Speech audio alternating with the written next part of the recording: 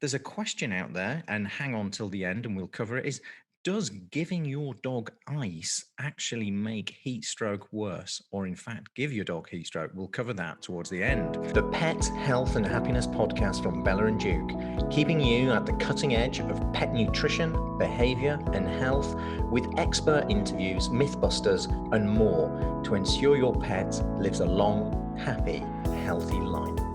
We really enjoy bringing you the Pet Health and Happiness podcast. Now, as part of that, much like our food, we are constantly open to feedback and looking to grow, and you are an essential part of that. So please complete the survey, the link to which we will put below, so that we can actually get your feedback, what you want more of, what you'd like to learn more about, and what maybe you'd like less of. So please complete the survey. Please give us your feedback. Please help us to grow, and please share the message. We're really looking forward to hearing from you. Thank you. In this episode is a very topical summer-themed one around heat stroke. There's a lot of you in the group, the Facebook group. If you haven't already joined, please come and join. It's the friendliest Facebook group out there, all about raw feeding and pet wellness. You don't need to be feeding your pet raw to join the group. All you need to be interested in is improving the health and happiness of your pet, and we will be there to help you. So come and join. Heat stroke. In this episode, we're going to cover how to identify it, i.e. what are the symptoms, how to prevent it, and what to do. I know this is literally a hot topic with you and your veterinary practice right now. First of all, what is heat stroke? So heat stroke is where a cycle of increasing heat, the animals are not able to ultimately cool themselves down, okay? And that leads to all sorts of physiological changes, so changes within their systems, which mean, trying to cope, they start to exhibit these symptoms. And so if you increase the body temperature, the core body temperature beyond a certain degree, so for animals, if we're going above 40 to 42 degrees, okay, which is really hot, then you can, so their normal temperature is around about 38 degrees. A little bit higher than humans, but it is in that sort of region. And we accept that, under stress or exercise, they may go to 39, something like that. But if they start to elevate above 40, you get all sorts of other symptoms happening. And that can include nausea, leading to vomiting. Their gut, they can get diarrhea. They can become dehydrated very quickly. That leads to all sorts of consequences there. But also we can even see at the extreme ends things like seizures, which are really alarming. Okay. Yeah. And that's without just the distress of being so hot that they're constantly, dogs we know try and cool down massively by panting. And if they've got any deformity of that airway at all, then that through laryngeal paresis or a very short nose and a very long soft palate, anything like that, that can disturb that cooling ability.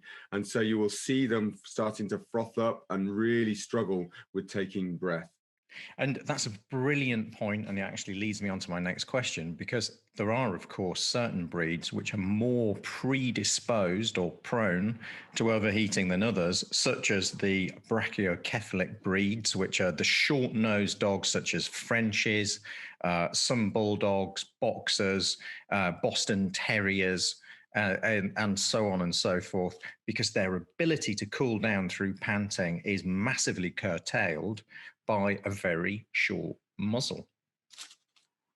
Absolutely. And not only a short muzzle, but also they have a very long soft palate. So that usually overlaps the larynx and where the air is being breathed out from. And that can disturb the flow of air back over the tongue for them to cool themselves. Right. That's a really good point. So just to quickly recap, for those of you maybe joining or walking and not really paying 100% attention, there'll be a test at the end.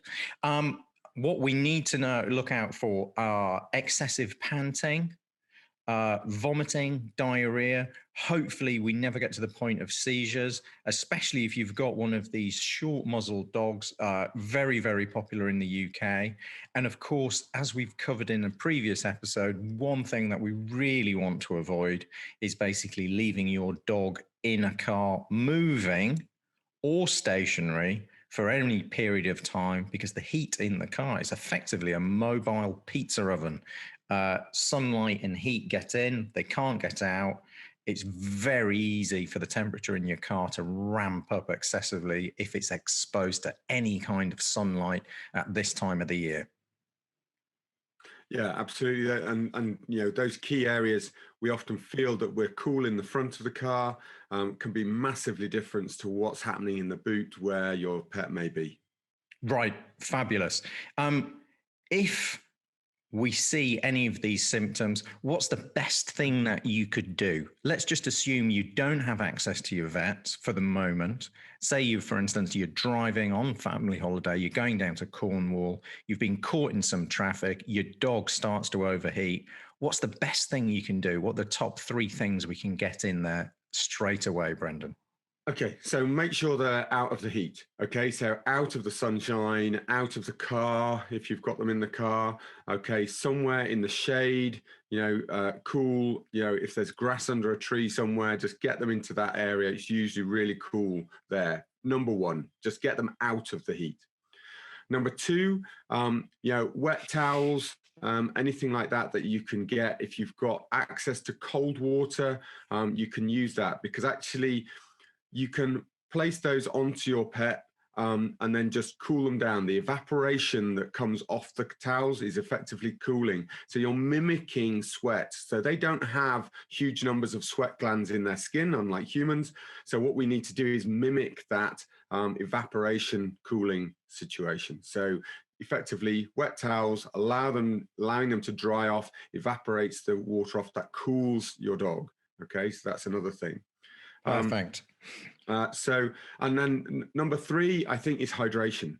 Making sure they stay hydrated. If you've got access to electrolytes, that's even better. So diurolite is the human equivalent. So if you're at a service station, then usually the pharmacy that's within the service station, or even some of the main stores that are in there, will have a little aisle and will have something like diurolite as a rehydration solution.